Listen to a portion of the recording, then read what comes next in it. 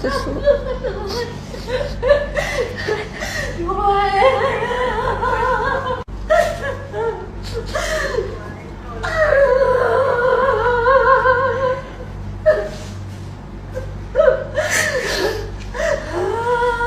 เขาเรียกค่าไทยช่วงนี้ระบาดแหงเด้อผัวจีนมีจีนบอกเอากัน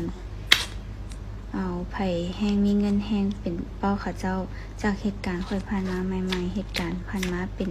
เดือนยังบ่คืบหน้าค่อยก็ตอนนี้ค่อยก็เป็นห่วงเราแหงเพราะว่าน้องฮักค่อยน้องเราหักก็เกิดลูกคือเรื่องเกิดมื้อเดียวกันกับมื้อที่เรามาเกิดลูกอยู่หมอเลยเนาะแล้วมื้อที่จะเกิดเรื่องหันเรากับผัวเราหัน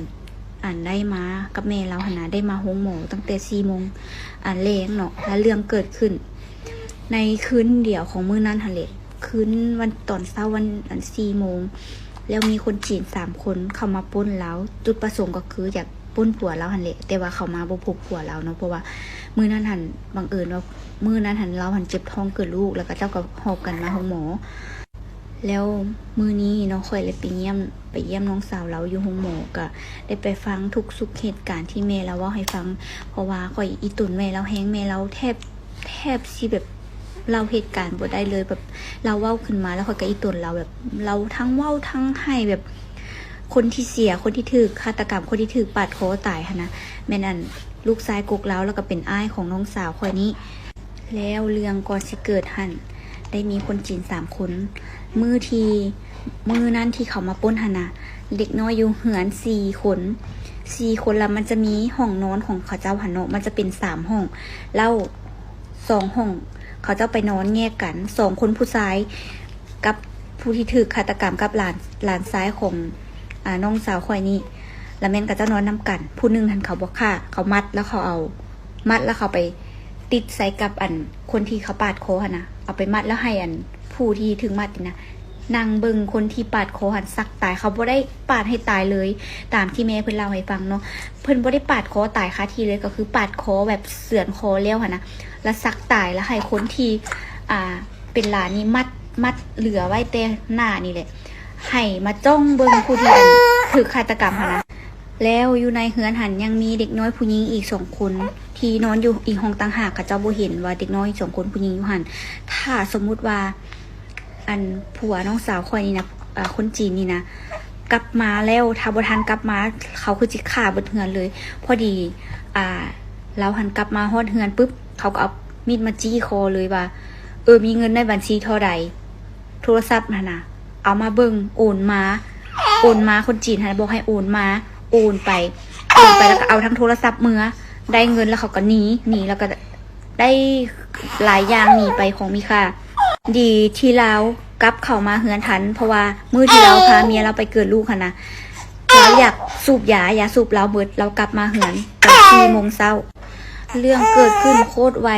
เสี้ยววินาทีเดียวที่เขาเฮ็ดนะเฮ็ดได้ว่าเขาเจ้าเป็นคนจีนเขาเจ้ากล้าปล้นเอาโทรศัพท์ไปคือว่าได้รถได้รถไปคันนึงคือว่าน่ะอันนี้ก็บ่แน่ใจเพราะว่าได้ยินเขาเจ้าล้มกันคร่าวๆเดี๋ยวนี้ทุกอย่างความหวังก็ขึ้นกับตำรวจว่าตำรวจลาวเฮาสิมี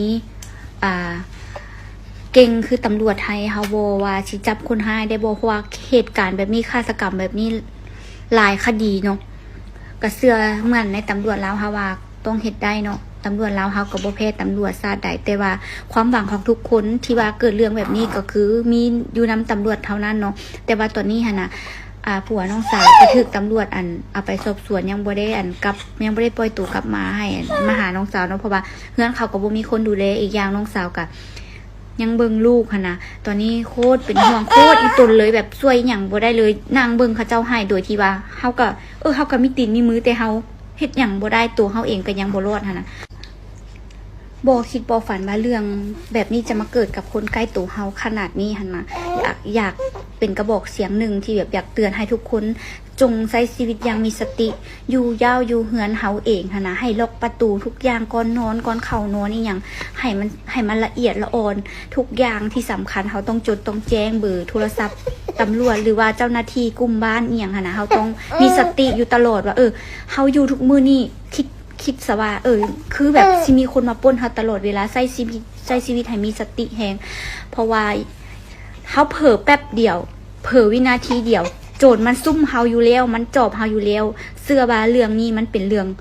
ละเอียดอ่อนแล้วก็เป็นคนใกล้ตัวกันเอง ที่ว่ามาปล้นนี้แล้วเขาจะสิฮู้จังได๋ว่าว่าผู้นี้มีเงินวงเงินของเขาหาเงินมาได้จังไดหั่นน่ะแล้วเขามีเงินแบบใดแดคือมีเงินหลายแท้หั่นน่ะเนาะอยากเตือนสติทุกคนให้มีสติระวังตัวห้ามไว้ใจคนใกล้ตัวหรือว่าคนสนิทปานใดก็อย่าห้ามไว้ใจที่สำคัญเชื่อใจตัวเองอย่าไปเชื่อใจผู้อื่นหลายกว่าคนในครอบครัวแล้วก็ตัวเองเด้อทุกคนอันนี้มัน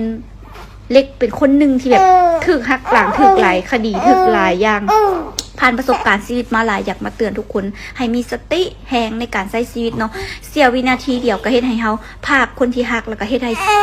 พากชีวิตของเฮาไปเพียง1 นาทีเท่านั้น1 วิเท่านั้นก็เฮ็ดให้เฮาแบบ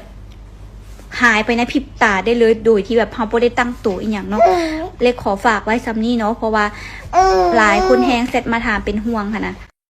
สำหรับทานที่ว่ากินเรากินเบียร์ในตอนแรงตื่นเช้ามาแล้วมีอาการเมาข้างแปลว่าตับของทานเฮ็ดเวียกบ่เต็มที่บ่สามารถที่จะกำจัดฤทธิ์แอลกอฮอล์จากกระแสเลือดได้ทั้งหมดฉะนั้นจึงเฮ็ดให้เกิดอาการเมาข้างในตอนเช้าฉะนั้นอย่าลืมปกป้องตับของทานด้วยผลิตภัณฑ์ดีพลัสของเฮาตัวนี้เป็นตัวช่วยที่ดีในการปกป้องตับของทานจากฤทธิ์แอลกอฮอล์ตัวนี้จะช่วยให้เซลล์ตับมีความแข็งแรงและก็สามารถที่จะกำจัดและก็ฟอกฤทธิ์แอลกอฮอล์ออกจากกระแสเลือดได้ทั้งหมดจึงเฮ็ดให้บ่เกิดอาการเมาข้างและตัวนี้เฮาผสมยาแก้เมาข้างเขานำเนาะถ้าว่ากินตัวนี้ใส่หลังจากที่ว่าเฮาดื่มเหล้าดื่มเบียร์ตื่นเช้ามาสามารถที่จะไปเฮ็ดเวียกเหตุการณ์ได้ปกติรวมทั้งผู้ที่ว่ามีพฤติกรรมเสี่ยงเรื่องของการกินดิบกินแดงรับก้อยซอยจุมีทานได้แน่ที่ว่ายังบ่ฮู้ว่าการกินดิบมันคือการเอาเชื้อโรคเข้าสู่ร่างกายของท่านโดยเฉพาะพยาธิใบไม้ในตับเนาะสารตับและก็ไวรัสตับชนิดต่างๆฉะนั้นเนาะควรที่จะปกป้องตับของท่านไว้ก่อนถ้าว่ามันเป็นพยาธิตับแล้วมันยากที่จะปินปัวปกป้องตับของท่านด้วยผลิตภัณฑ์ดีพลัสของเฮาเนาะตัวนี้2 in 1ก็คือปกป้องตับจากฤทธิ์แอลกอฮอล์และก็ตัวที่2ก็คือปกป้องตับจากเชื้อพยาธิที่มาจากอาหารดิบและที่สำคัญกว่านั้นก็คือเป็นยาแก้เมาข้างในตัวนี้กินแล้วเห็นผลดีดีพลัสปกป้องตับและแก้เมาข้างในตัวเดียวกันรสชาติดีกลิ่นหอมกินง่าย